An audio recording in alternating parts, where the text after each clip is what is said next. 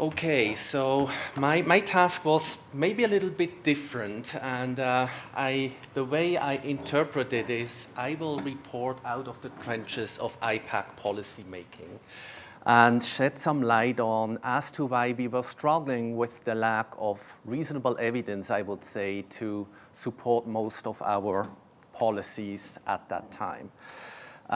No relevant disclosures here to make. I think given the topic, I just want to point out I'm not speaking on behalf of the Provincial Infectious Disease Advisory Committee for the province of Ontario today. So these are my goals in terms of objectives. So I will focus on PPE and the medical mask versus N95 discussion as an example of a policy decision that had to be made, which is easily generalizable, I would say, to any healthcare but also public health decision making when it came to policies going through the pandemic. And then at the end, try to scratch at the surface of exploring strategy to develop pragmatic, flexible PPE or other policies going through a public health emergency. I'm well aware that when you look at the hierarchy of control here, the PPE discussion is here at the very bottom, but yet it's probably where we burned most of our energy in IPAC because that's what people kept bugging us about and questioning us whether we're actually doing the right thing, although it's considered the least effective of all the measures that we have within a hierarchy of control. We had at least 3 pandemics to face, I would say. One was the virus. Then we had the infodemic, which came with an infodemic of misinformation as well. And just an example here, apparently there were roughly 2 million tweets on COVID between February 2020 and March 2021. And there were all of those false dichotomies. People were thinking black or white, and many still continue doing so, and very little room for nuance. But yeah, we happily had to write our policies, right? And in a perfect world, you would pull your information from what you know about the virus, from the past coronaviruses, what you learn from that flood of publications that reached 300 publications per day in those early days on COVID, to write your policies, right? Now that sounds easy. We were quite busy and we didn't have much time to dig to 300 papers a day, obviously. So we were always happy seeing a systematic review coming out to take, well, some of that work away from us, right? One of those was published here in summer 2020 that looked at NPIs in general, but I will again only focus on the masking piece. And the key piece here is in this forest plot where you see 2 subgroups of studies, observational studies that compared N95 or similar to no face mask, and other observational studies that looked at surgical face mask or similar, including cotton masks versus no face masks. And you can see there was no significant interactions between the 2 subgroups, but for the adjusted analysis, just below 0.05 for what it's worth.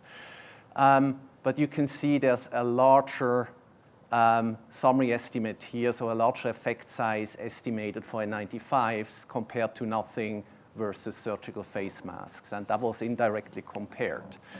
Now, the authors reasonably concluded that our meta-analysis provides evidence of low certainty that respirators might have stronger protective effect than medical masks. The only question here is it probably should have been very low certainty, at least in my opinion, when you think of risk of bias and indirectness in those observational studies.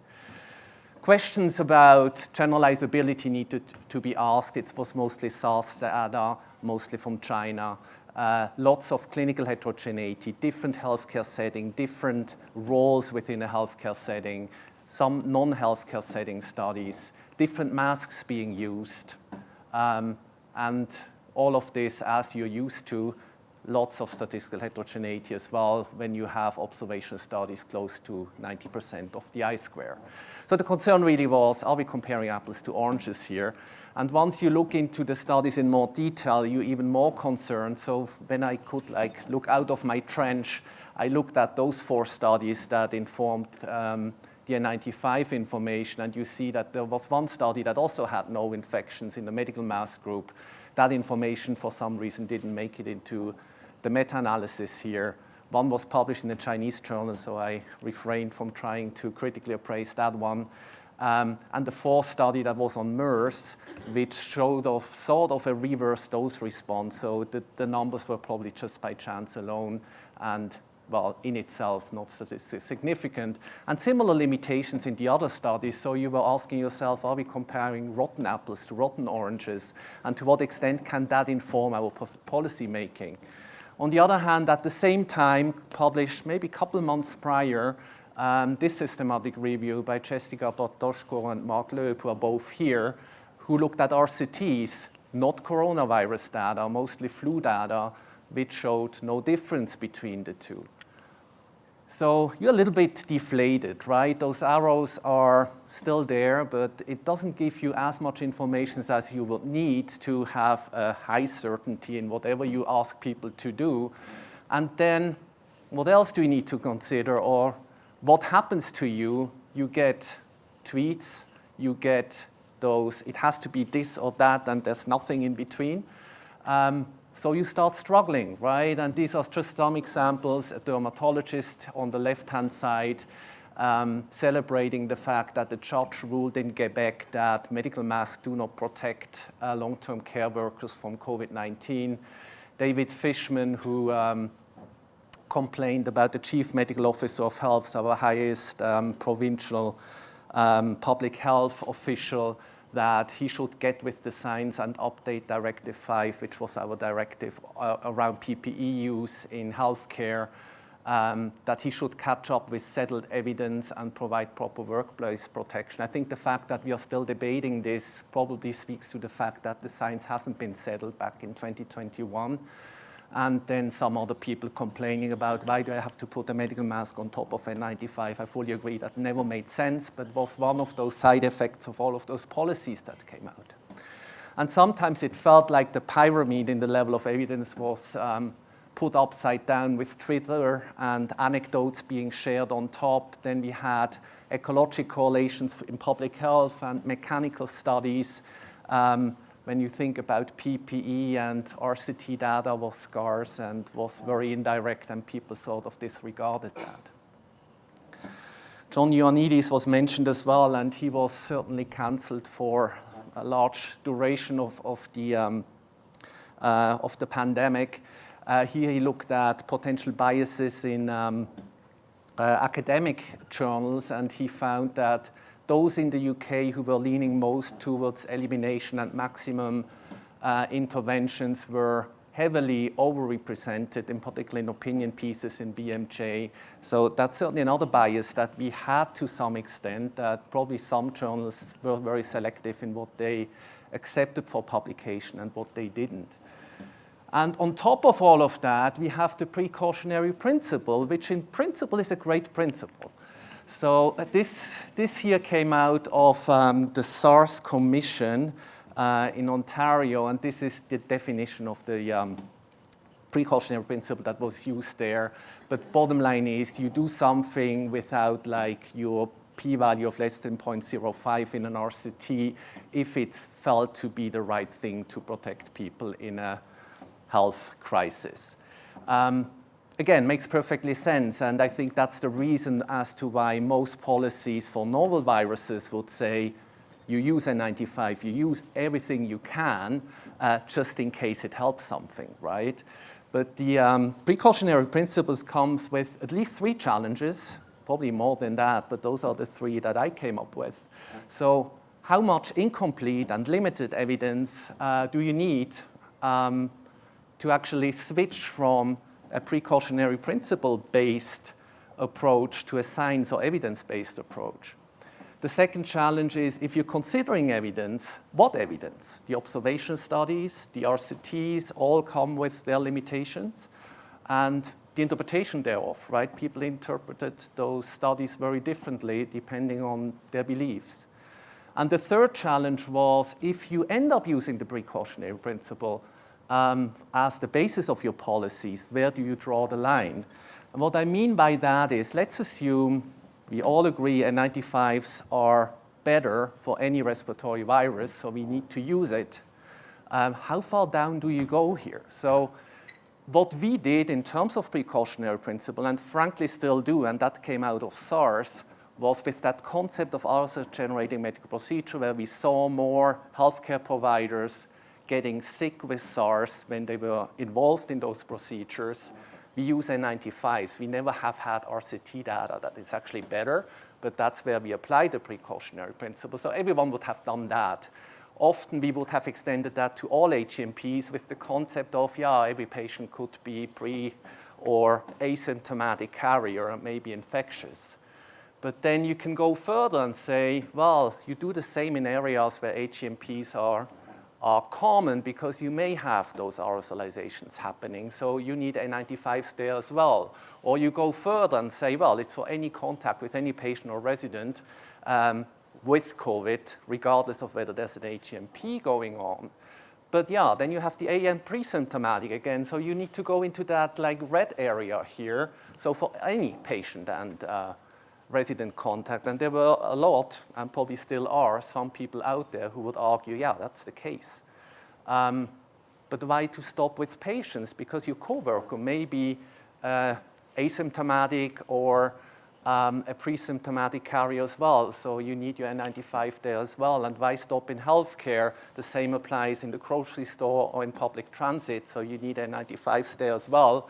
Or some people would even have argued to do the same outdoors. So while the precautionary principle was typically in our field covered like in that, so officially it's green, that top box, people argued you have to go much further, and at times we went as far as here when Omicron hit, at least in our province.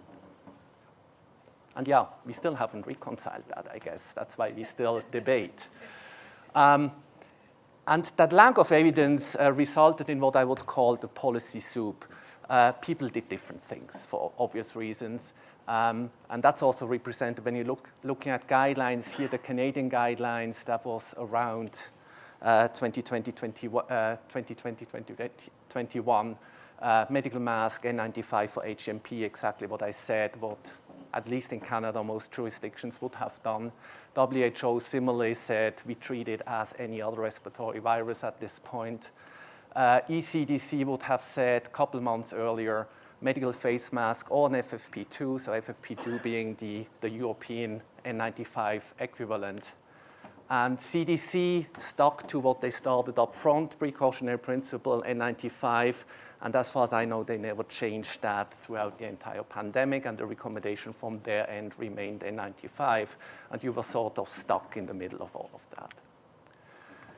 Regardless of what your policy eventually was, at the provincial, at the national, at the local level, you had to communicate that, and I'm no social scientist, so there's probably smarter people in here than me when it comes to that topic, but I found this a very interesting study from a Canadian perspective. So they looked at 3,600 tweets by government, politicians, and public health entities and calculated engagement scores with those tweets. And not surprisingly, they found high engagement scores with tweets that used multiple principles of crisis communication. These are listed here. You can see here on the left-hand side, call of action was the most common reason for someone to tweet something, so they wanted people to do X or Y. PHACS, our federal public health agency, used a lot of clarity as one of their strategies. Our Deputy Prime Minister at the time used a lot of compassion and empathy. Our Prime Minister, more a conversational tone. Very little correction of misinformation, a little bit from FAC here, but that's about it. But what I would like to highlight here is transparency wasn't used much, right? So only 4.7% of all tweets included transparency. And I think the same applies once you look at other communication forms other than tweets. And transparency is considered the most important strategy to maintain trust, and lack of transparency had been associated with distrust, with increased belief in disinformation and vaccine hesitancy. So it would be important to be transparent about your decision making and about uncertainty as one of the, in my mind, most important components of transparency. Which brings me to my takeaways. So focus on sense making. I haven't really covered that, but for many people, some people may only want to hear what they are supposed to do, and we recommend them do X, Y. But some people want to know why, so give them the why. Explain why, and provide the transparency. Why, or say that you're uncertain, that the science hasn't been settled. Talk about resource implications as well. When I think at the early days of the pandemic, we were lucky when we had enough N95 for those intubations and other HCMPs. I didn't even want to consider going further. I couldn't, but many people would have said you need N95 out in the public at that point of time. Transparency prepares people to changes in your policies as you go, and it will not be received as mixed messaging, because you said, based on the best we know at this point, we recommend doing X, Y, this may change. And always consider and communicate the potential desirable as well as the undesirable effects, and you've heard about several already at this conference. And then as evidence improves, typically your guidelines improve, which also improves your policy development, obviously. And then we also talked already a lot about nuance, right? And the different levels of risks. And we had that excellent example yesterday in pediatric psychiatric wards, where probably the benefit was more on the side of not masking those individuals because they came with a very different set of risks than maybe in an elderly home at that time.